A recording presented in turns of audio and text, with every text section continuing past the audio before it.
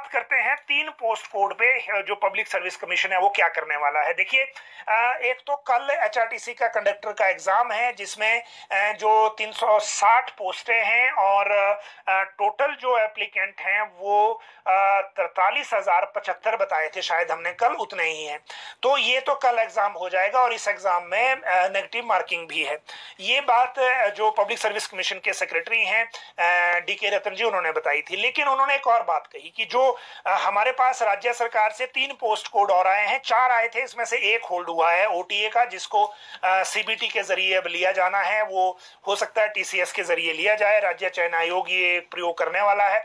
लेकिन जो यहाँ मामला है ये लोक सेवा आयोग का, ये एक शेड्यूल बना रहे हैं आयुर्वेदिक फार्मासिस्ट, जूनियर ऑडिटर और जेओए अकाउंट्स का। इन 3 भर्ती परीक्षाओं को लेकर शेड्यूल लोक सेवा आयोग से जल्दी आने वाला है और जब ये शेड्यूल आएगा तो उसके बाद ये पता लगेगा कि ये भर्तियां किस तरह से की जाएंगी। वैसे शेड्यूल के मुताबिक ये परीक्षाएं जनवरी के बाद होंगी, लेकिन शेड्यूल इसमें आ सकता है जल्दी, क्योंकि ऐसा उन्होंने बात कही है। अब बात करते हैं क्लास 3 की भर्ती प्रक्रिया किस तरह से पूरी तरह बदल जाएगी हिमाचल में अगर दीपक सानन कमेटी की रिपोर्ट को लागू किया गया राज्य में, जो कल आई थी और कल ही हमने आपके साथ डिस्कस भी की थी।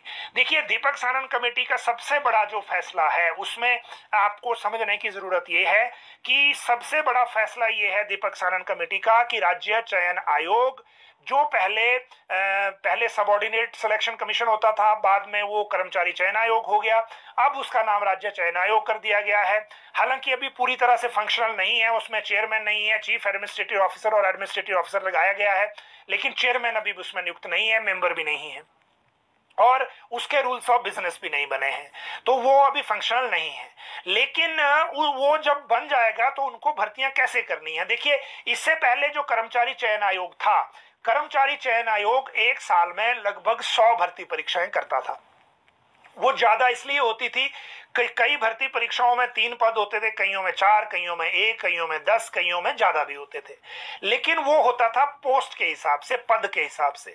अब जो दीपक सानन कमेटी कहती है वो कहती है कि एक तो कॉमन एलिजिबिलिटी टेस्ट होगा हिमाचल में, सीईटी, और वो सीईटी सिर्फ उसका होगा जो राज्य चयन आयोग में खुद को रजिस्टर कराएगा नौकरी के लिए कि मैंने बाद में नौकरी देनी है। तो वो कॉमन एलिजिबिलिटी टेस्ट देगा, उसमें सारे एक साथ टेस्ट देंगे, चाहे वो ग्रेजुएट है, चाहे +2 है, चाहे मैट्रिक है, यानी कि चाहे पोस्ट वो क्लास 3 के लिए अप्लाई करे, चाहे क्लास 4 के लिए करे, लेकिन वो सीईटी ही देगा और वो एक ही एग्जाम होगा सबके लिए। ये जो एग्जाम है ये होने के बाद इसकी एलिजिबिलिटी 3 साल रहेगी, जैसे टेट की पहले होती थी। अब तो वो लाइफ टाइम हो गया है।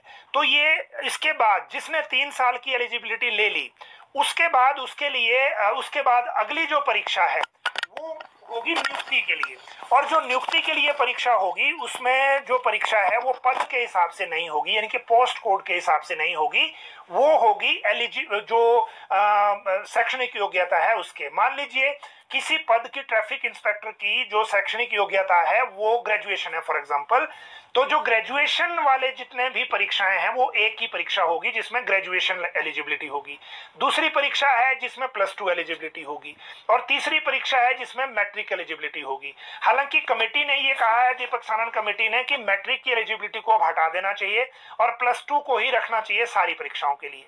तो एक ये बात है। अब आप देखिए इसमें एक चेंज क्या आएगा। चेंज ये आएगा कि राज्य चयन आयोग को पूरे साल में सिर्फ 4 परीक्षाएं लेनी है, एक सीईटी और उसके बाद 3 जो है वो ग्रेजुएशन, +2 और मैट्रिक के हिसाब से, और बाकी परीक्षाएं वो लेगा ही नहीं।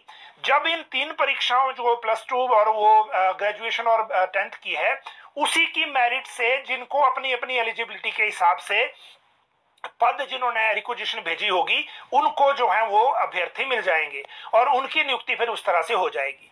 जहां तक स्पेशली स्किल्ड या स्किल कोई अलग से कोई टेस्ट करनी होगी तो उसका अलग से स्किल टेस्ट उसमें हो जाएगा।